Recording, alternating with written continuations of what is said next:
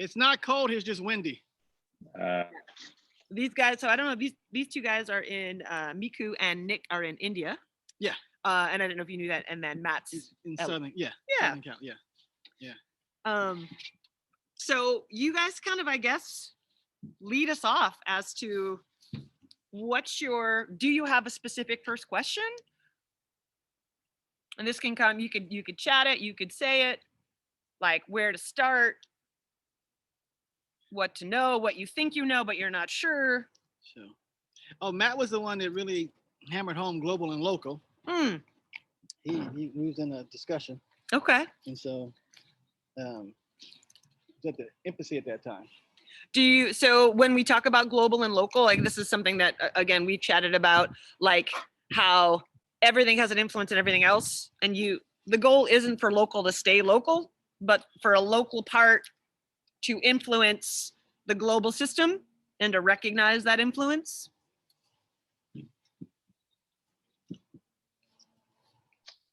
Yeah, I think when we brought it up before in the last discussion, this kind of, when you think of local and global, a lot of times maybe like something like the Franz Bosch material in terms of like local like attractors or co-contractions, and then how that can influence the global scale of the entire organism. So that's how my head was thinking. And then it, like always, it's slightly different than what Adarian's thinking or saying, so I'm trying to combine the two. And so that's just kind of where that question came up, I think, on that last Zoom that we had. Yeah, well, that's like the issue, right? Like everybody has their own words. Everybody has their own words to try to explain what they're doing. And we as a public who don't know what these words are because they're essentially made up, have to try to fit. Because if they're different words, we assume that they have different definitions, right? But most of the time it's the same stuff. They're just using different words. And then this guy is the king of like, all right, you're gonna make that word, put that word out this way. I'm gonna change the word so that, right, he can kind of know what comes back to himself. That's like this morning, one of the things we talked about, what we really know and don't know. So this morning, I got a pool and the dogs don't drink the water out of the pool until I add acid to the pool. Now, on my instinct, I'm thinking like, I just put acid in there. Why would I drink anything? You just put acid in. But what are they noticing? The acid brings down the pH level. And so at that point in time, the right pH level, they will drink the water. Now, what do we spend our time doing? Drinking water with a high pH level.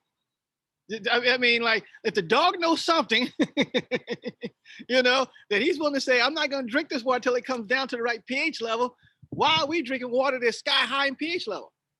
Now, part of that is, once again, what's the role of pH in the process? Well, if you have water high in pH, it doesn't hold anything. So part of its job is to hold anything because it needs to transport it. But if it doesn't hold anything, it can't transport anything. So in our system, what do we do? Water is all we got to transport anything in our body. So why are we messing with that? Because we didn't understand the local role of water in the global system. It's just an example of like, right? Guy can go anywhere with anything. But it always, and the thing I think that makes him unique is that you have this scientific and logical mind in which a movement thinker can combine with an engineer, which is a very special notion. You talk about like the insoles, like he's probably the only one that thinks in terms of movement and actually will make an insole, right? Based on your foot, based on your mechanics. So coming at things from both these, I don't know anybody that is in the movement world and also like can actually physically make stuff to challenge, implement, go into these movement concepts. So it's just like one of those asterisks that like keep him in a galaxy far away.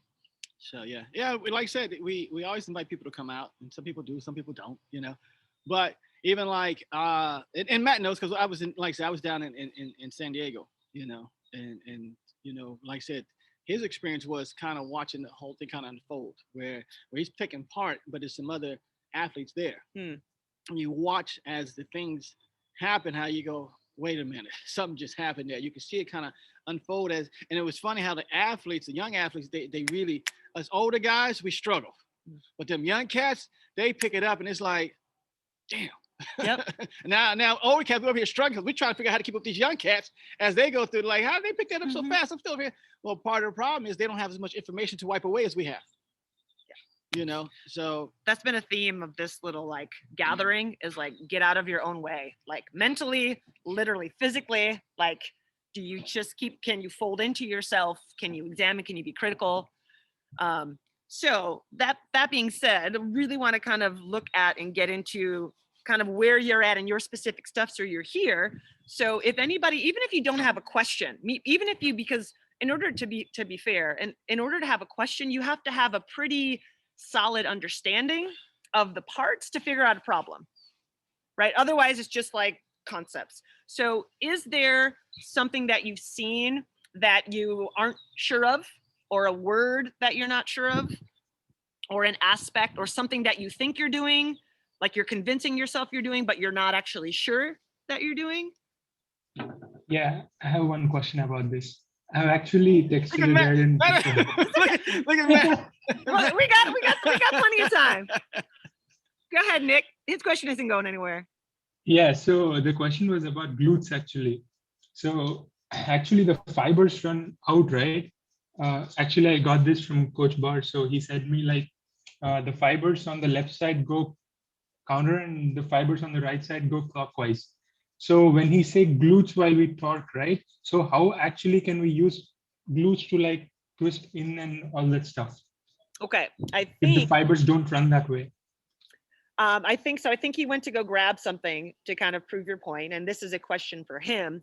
But if you haven't been on the other little snippets that we put out, this idea that the body moves basically in two directions. It either moves clockwise as a system, or it works counterclockwise. Like those are the two options. And we get caught up in the names of pronation, supination, internal rotation, external rotation, and we're kind of looking at it at parts, but the system itself really wants to work in either of those two, and each side kind of counteracts itself. So you won't have both left and right halves, or both left and right, let's say like feet, going counterclockwise. This is the triangle, they combat each other. So while one side goes clockwise, the other will go counter. That's the balance. And the issue comes is when either they're not doing their part, or they both try to work in the same direction. Like that when you are off balance, that's where the issue starts. So he's brought something. I really like the title of this Zoom, Adarian Fans. I really like that. We are like big fans. It made the most sense to me. Yeah, I'm just here to like keep the conversation moving. So everybody sees the towel, right? Just with the towel. Okay. So we're dealing with just with this whole rotational thing. So guess what? If these both rotate in the same direction, see what happens? The towel, nothing, I can't get anything out of this. Nothing happens until they go opposite. Once they start going opposite, then, so that's what we talk about.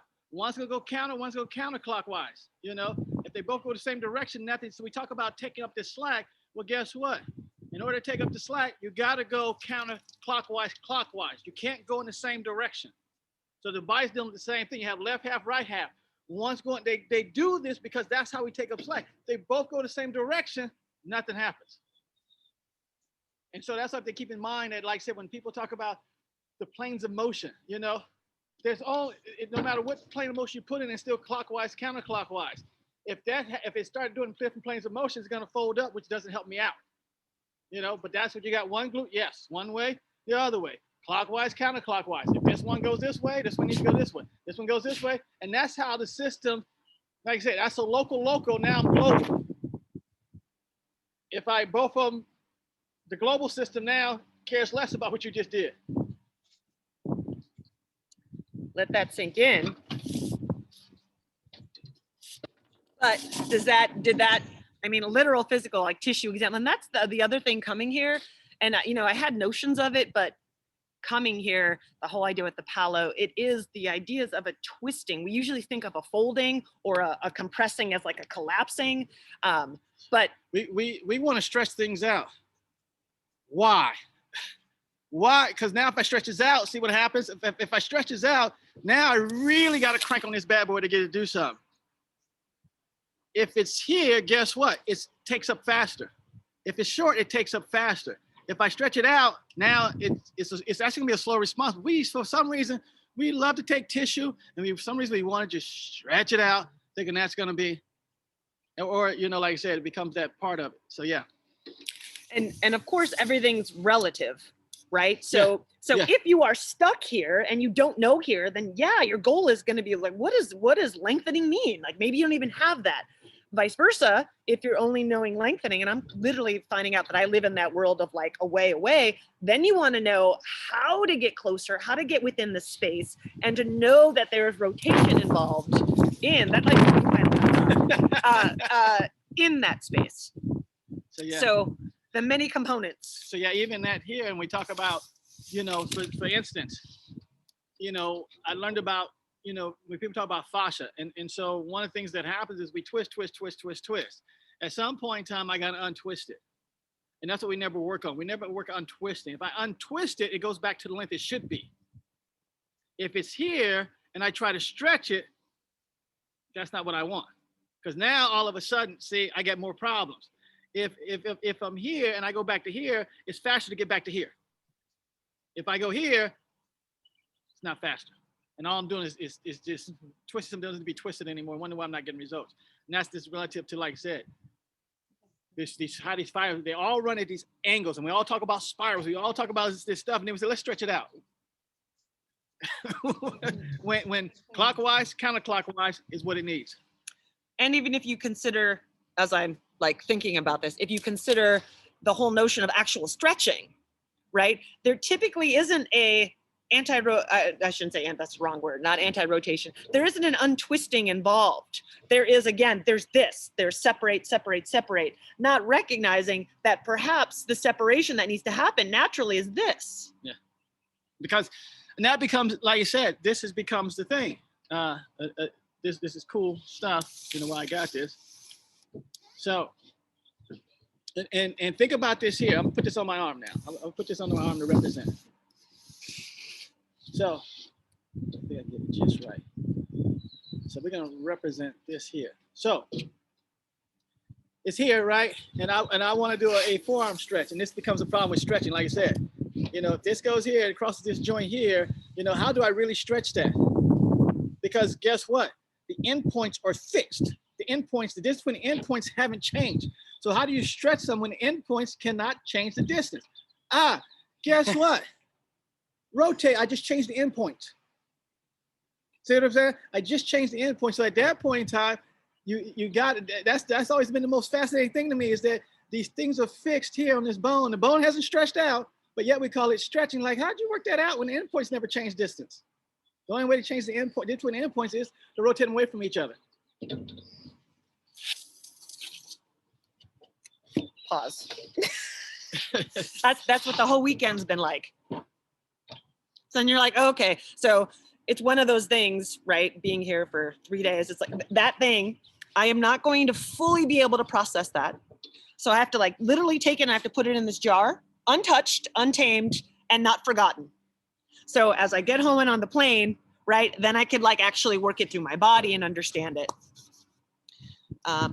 Put it this way, of the 7 coaches that have come out here, none have survived all 3 days without quitting on the second day. Tell them about, I had enough, I'm going home.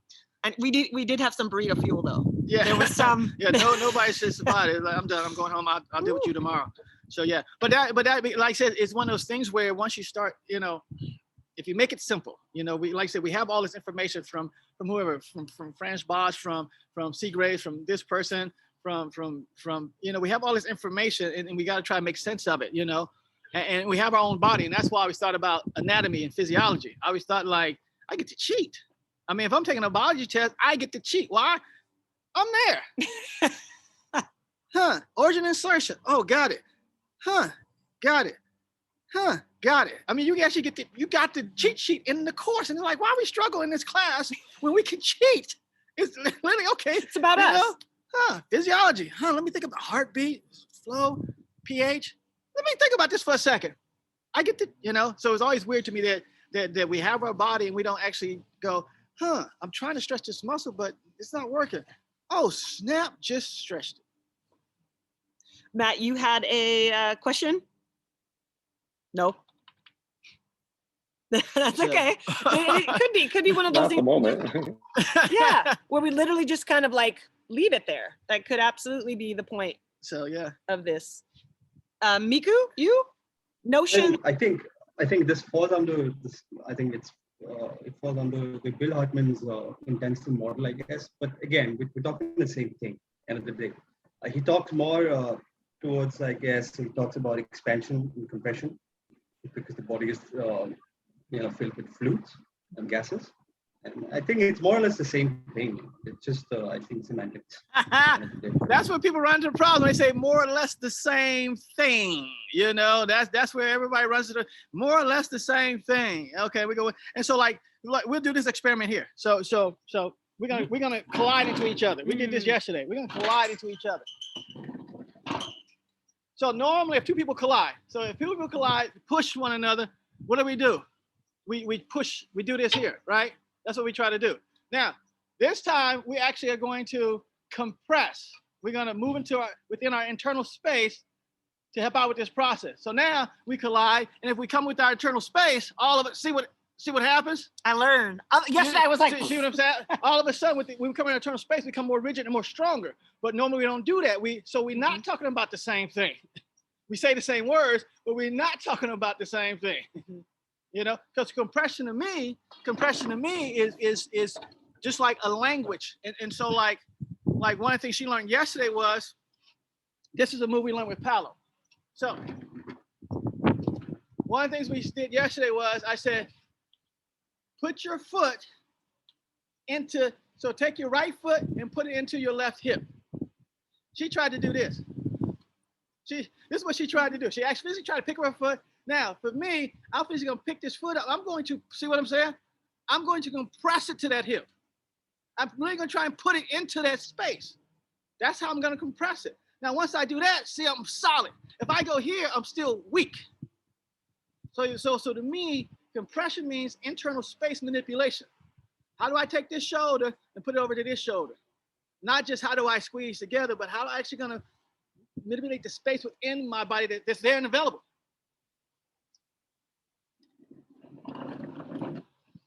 Yeah, it was pretty big. I that got layered onto the realization for myself that, bottom line, and I hate it because I want to get to all this cool stuff about explosion and stuff, but my breathing isn't right. I don't know how to empty. You talked about gases. If I don't know how to empty, then the space isn't going to be available. So I have to back up, right? Work on emptying, literally how to empty out the air of my belly. Again, draw the navel back because I can't do that. And if I can't do that, right, this is going to be an excessive struggle to be able to suck into and vacuum into yourself. We even watched breakdancers yesterday. Oh yeah. I mean, there was the realization he made is that they never extend all the way. They always leave a bit of that cushion in that space to play in, because if they were to lock and jam out, they run out of leniency. Right? They cannot, if I'm locked, I cannot compress that. Yeah. And each joint, that's the softness, each joint has an ability to compress. Right? So if you think about, if I'm locked at the wrist, that makes a traffic jam for everything else. So the details of things, but that's what he's excellent at, is like drawing from context in many different fields, from like aeronautics to breakdancing to skiing and football and soccer. So it's the context that he has that's better than anybody else, because he's not only is he dealing with different sports, he's dealing in different dimensions of science and logic.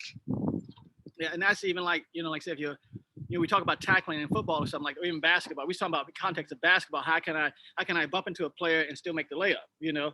Well, if I try to push off, that's one thing. But if I actually go ahead and compress and bump, I still got the room to make that next move now. Same thing if I'm trying to tackle somebody. If I give them space to move into, they're gonna roll me over all day long. So if I go to tackle somebody and I got this extra space, they are going to consume it. And when they consume it, I'm screwed, you know? And that's one thing about like with sumo wrestlers.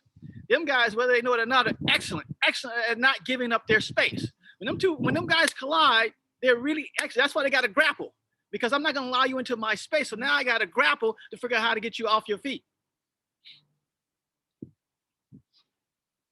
Anything else on your guys' ends? I don't necessarily want to keep going into like all the stuff I got here because there's going to be some like digestion of it and translation of it later to come on my part. But any other general thoughts or terms or?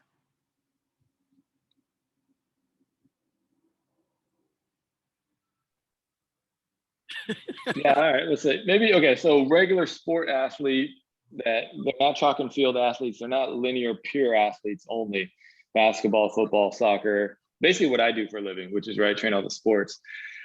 So I'm going through all the, like I told Adarian this, he knows I've already listened to everything he has on the internet. So I pretty much know all his life, even though he doesn't know I know his whole life. But like I'm going through all the drill sequences now that I'm still not in my college. I have all this free time. So all I'm doing like 6 days a week is drill work on my own. Does it make sense maybe that some of the like the kneeling and the half kneeling is so technical for those type of athletes that we literally like some of the like that you and I have gone back on discussions on like DMs and stuff, maybe it's the timing of it's so technical that we have to introduce it with, I mean, like you do it on your sequence on your website, I know that, like remove, replace and things like that, but maybe even pushing the like the kneeling, half kneeling stuff, as that's more technical to me now. And it's just like, all right, we're just gonna do squatty on like shin fall and squatty runs, and that's all you're doing for 2 months.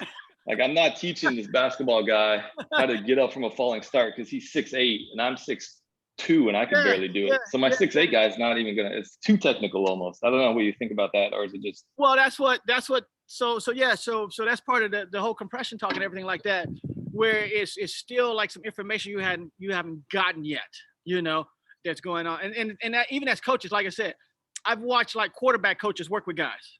And I watched the quarterback coach, you know, he's doing this and his feet are pop, pop, pop, pop, pop, feet settle, he throws the ball. And he tells the guy, you know, to throw the ball. And so the next guy comes up, doesn't realize what he just did. And so he just drops back and throws the ball and is off. Well, he didn't see that he was actually whoop, whoop, whoop, whoop, doing this here. And he never told him to do this part here. If he ever will, I don't know, you know. But and the good guys will pick it up. Really good guys, they would observe and say, oh, he was popping his feet too, so I'm gonna do that too. That's a lot what we learn is based on observation. You know, how's a baby really learn to walk? It's been watching you do it. But it has to figure out how to get up and take those, but it's got to figure out first how to get up. That it doesn't know. It's seen you walk and it wants to do it, but it has to figure out like, how do I get up first? You know, nobody teaches a baby how to get up. We hold it up, but we don't ever tell it like, this is actually how you get up off the ground and start walking. So see what I'm saying? There's always some things missing. So that's part of what that's part of trying to connect all these dots and everything. So and we just gave you some information, but you don't know we gave you information. And that's the hard part. Like he just gave me something. And what he just gave me, I'm still trying to figure out what am I supposed to use it. So for instance, we talk about getting up. I'll go over here. Okay.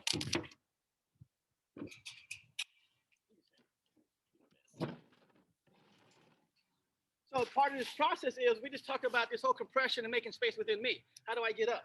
So if I'm going to get up, I have to create space within, see what I'm saying? I have to create space within me to make that happen. If you think that the space is above you, that's not gonna happen. You gotta create the space within you. So for me to get up, how do I suck my feet into my hip to go? So we're saying we gave you the information. It's just a matter of the ding ding going, oh snap. That's how. So that's what people don't understand about themselves, is that with anything you have to move within yourself first. But like I said, we want to extend away, which makes it hard for that 6'8" guy to get up because he's trying to extend away from himself. If he pulled in himself, he's solid. Now he has something to work with. And then that base lesson will go to a whole lot of other lessons. Sprint start, like I'm working with a guy right now on a 40. And the problem is, as he goes faster, the body stretches away from him. As the body stretches away from him, he gets slower. So I got to teach him how to really all back in and stay tight to keep going fast. But what do we teach in sprints? Extend away, stand tall, extend away. And as you extend away, things get slower. Instead of saying, hey, let's pull this back in, keep it going. So like you say, Matt, you have it, you just haven't. We have to check our bias, right? Like, why are we implementing? Why are we implementing this drill for this? Are we assuming what's happening? Can we see what's happening? It's very difficult to do that because we come in with these beliefs, right? All this half kneel, all this, dead bug, this, that. It all comes from this rehab world where, right, there was a problem and this was going to fix it, right? And then so if we go through our Rolodex and we think we identify that problem, we're assuming that this is going to fix it. But like you said, we're bound by what we see and what we think we see and not what that person actually feels. And that's another disconnect. Like the ability for people to actually communicate what they feel versus like tell you what you want to know and the drill, et cetera, et cetera. Yeah. I mean, let's look at it this way. I mean, with like any sport, and we always cry, and we have made this the biggest excuse ever. Just because you're a good athlete don't mean you can coach. So who we rely on the coaches now? The bad athlete? I mean, does that make sense to you that we're gonna rely on the bad athlete to coach us what the good athlete just did? So it's one of those things that we see all the time. Just because you're fast, doesn't mean you can teach me how to run fast. Well, you can ask the slow guy to teach you how to run fast. Except in weightlifting. Now in weightlifting, who do we actually teach us how to lift weights? The biggest dude. Whether he knows what he's doing or not, we don't care. That's the biggest dude. I'm gonna have him lift weights. We don't do that same thing in all these other sports. He's the best shooter. Let me have him teach me how to shoot. He's the best thrower. Let me go to this worst guy over here and let him teach me how to do some things. And so that's what we get into more than anything else. But once again, this information's there and we have to pull it out and stuff and understand like, how does all this, even like yesterday, one of the things we worked on yesterday, like I said, was how to compress. Because I said, and you hear me say it all the time, we have to work on folding, which means compressing instead of extending. And so she worked on it. We had Palo, we worked on it. And then we said, okay, let's do a layup. So she does a layup and she does exactly the way we want her to do it. She thought she did it wrong. So then the next one, she tried to fix something that didn't need to be fixed. When we gave her what she needed, she doesn't recognize the brain had picked up on it already. And then she tried to override the brain. It's like, okay, yeah. And that's the unfamiliarity makes our jerk reaction wrong. Error, unfamiliar, not safe. And so we have to override that. And that goes to, if this best shooter doesn't really know how he's a good shooter, how he's the best shooter. So, if we just take what they say and they don't recognize the three magic things that are happening automatic that they never thought about because it was always automatic, right? Then it's hard to learn from them. Or we say, I'm a bad student, right? But hopefully the student wouldn't end with like, it's not working, I suck. I need to find a different way. Yeah. And that ability to find a different way is. Yeah. Even, we talk about just same thing of bias, we talk about arches and triangles. So think about this for a second. Arches are natural and they're strong structure by the design of them, Triangles are the strongest structure nature's give us by design. And so what do we hear people tell us as we move about? If you form a triangle, they say that's a weak position. If you have an arch, they try to extend the arch, which makes the arch weak. So we take these natural strong structures, and because we don't fully understand them, we try to make them weak to make them better. Now, when I made them weak, I need to do all this other stuff because the global system now is recognizing you just did something you shouldn't have did. So the global system is trying to cop out, but we're trying to make sure the global system's involved. So now I got to do foot exercise. Now I got to do da-da-da. Now I got to do da-da-da. Now I got to do da-da-da. Just trying to get the global system back involved because I messed up locally, And so that becomes one of the things. And just like I was having a discussion with somebody about, it's Mika about short foot. We was doing the short foot stuff, And I was telling people that the arch runs from the base where the transverse arch is, ball of the foot, fifth metatarso, from there to the heel. Those are the areas of the three arches. If you do short foot, you extend the medial arch to the big toe. Well, arches work by bringing the endpoints together so you compress it and make it strong. By extending to the big toe, you just push the endpoints away from another, and now guess what? It can't compress, so now it will collapse. So what do people say? Your arch should collapse. No, they shouldn't. If the endpoints are held together, there's no way for that thing to collapse. But if I stretch them away, Now it collapses. Now I got to teach you a foot strengthening drill. Now I got to teach you another drill because you just messed up a local system and the global system recognized it.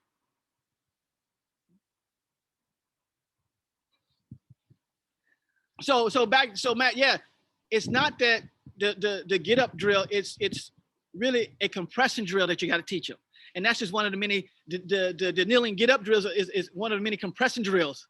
See how we switch that up real fast, and he does know how to compress. No matter, especially at 6'8", he know if he compress, he can move much better than if he lengthens. Is this a basketball player? No, I'm really just talking generalities. Generality. Yeah, and the only yeah, reason because as a strength coach, yeah, right. You guys know this. You still have to have systems in place, right? Like I can't show up. I can't be like showing up, and my soccer coach is like, "Hey, Coach Hank, you're just doing random shit out there on the field," and like I won't have a job. You know what I mean? Like I still got to have somewhat of an A, B, C, D. That's what I'm getting at. And now some strength coaches are too much A, B, C, D, E. Right. That's their problem, and I know that too. I've called out many coaches over the years.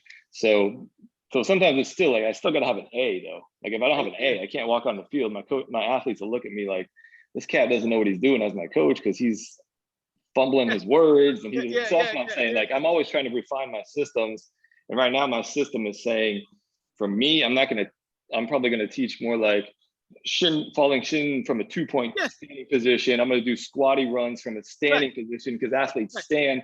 Then I'm gonna go technical kneeling, half kneeling variations and I play with those every day. So I understand for sure what you're starting to say. I just got to get better at them, but that's all. I'm always trying to find out the system to teach bigger teams and these strategies and stuff. Yeah, but I specifically asked that question because, you know, as a former basketball player, you thought the whole game was about length, right? So that's why there may be a disconnect, right? If I'm trying to go up and get tall and get tall and get tall, and then you're having me do a compression drill, there's probably a disconnect because that's not what my game's about.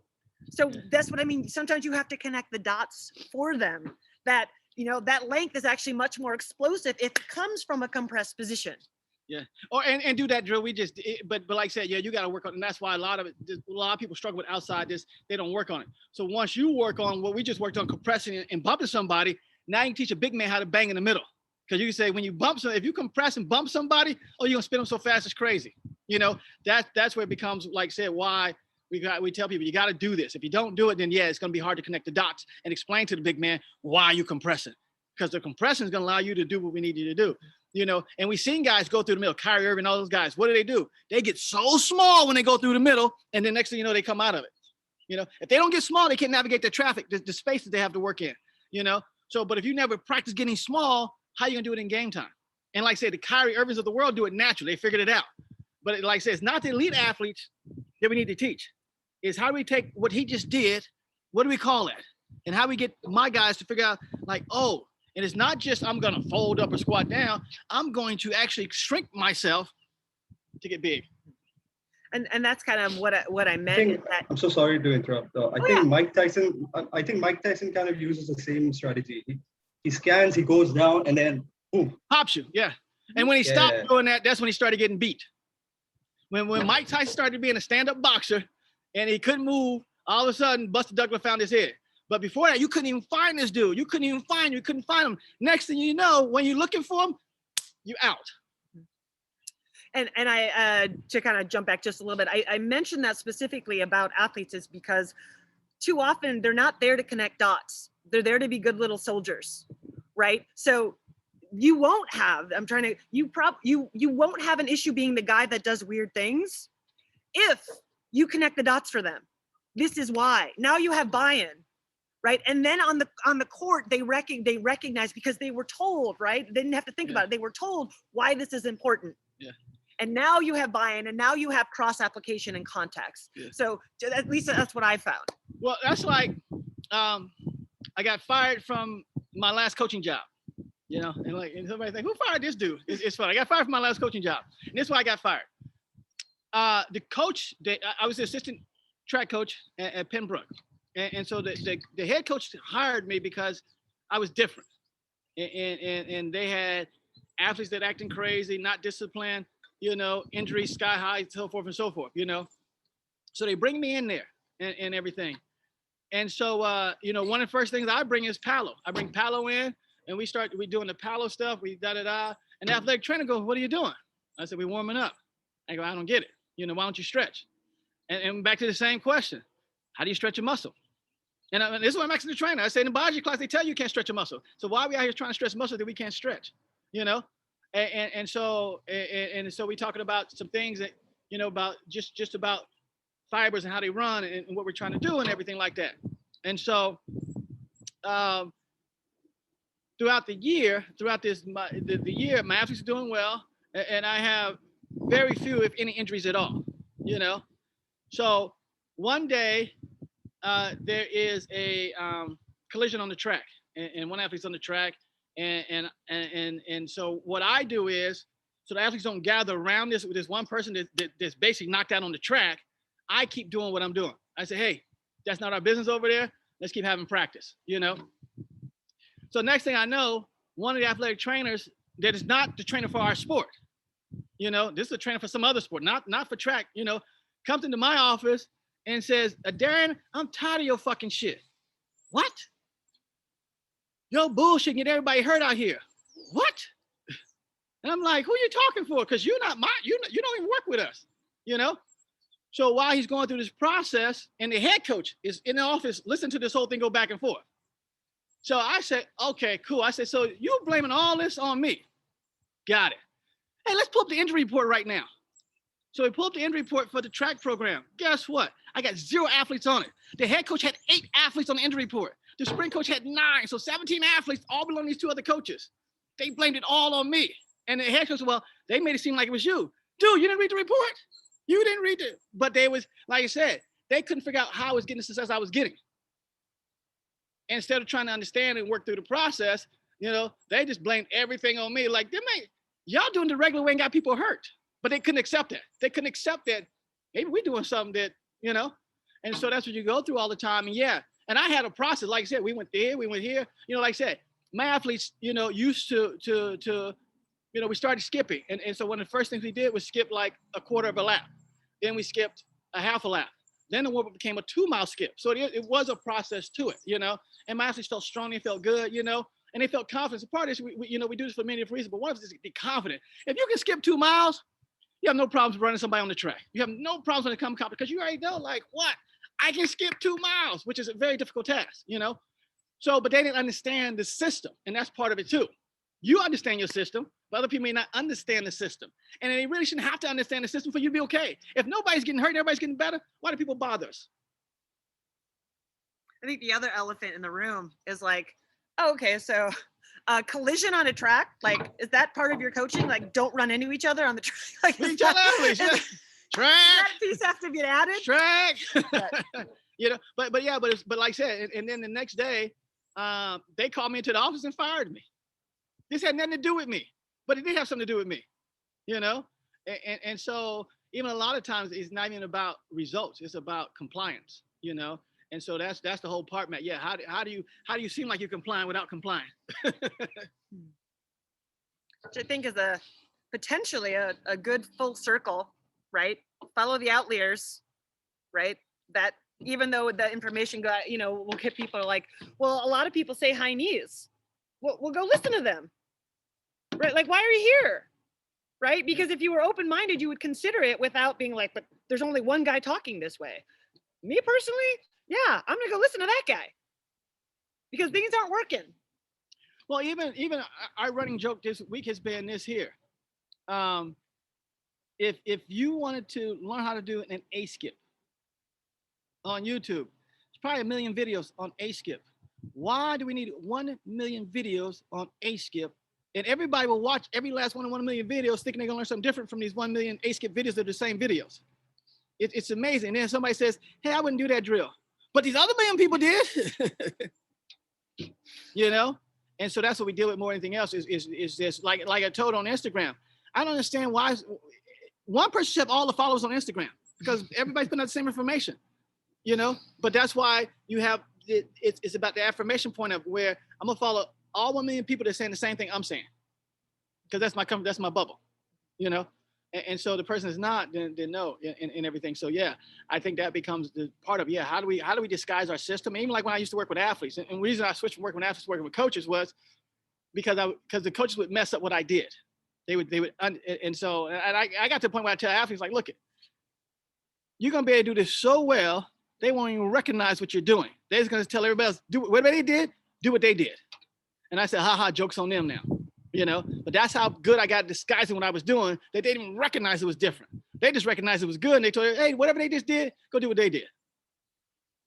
And it's a hard process that you gotta, because yeah, we gotta keep our jobs. You know, me, I didn't care about getting fired, but Matt, I'm pretty sure you care about getting fired. You know, it didn't fire me. I got other things to do anyways.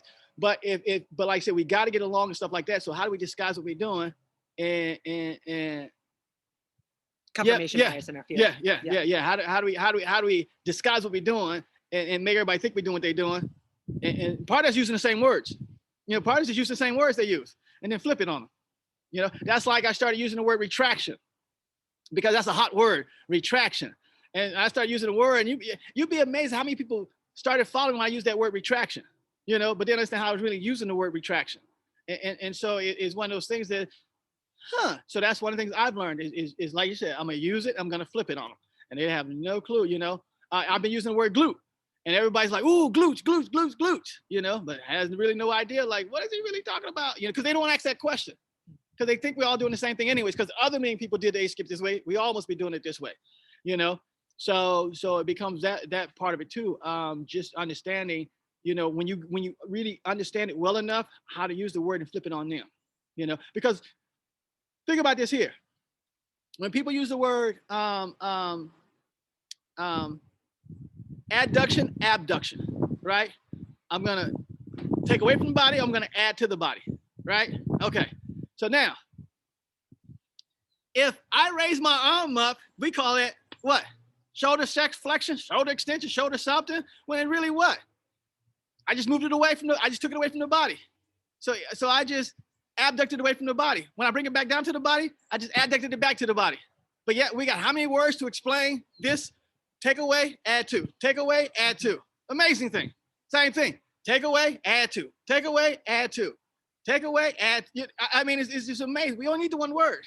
But we got all, and that's why I said with the whole rotation, supination, pronation, transverse plane, this plane, counter rotation. That's all I know. Clockwise, counterclockwise. And if my wrist does this, and this is how we get confused because we got these joints.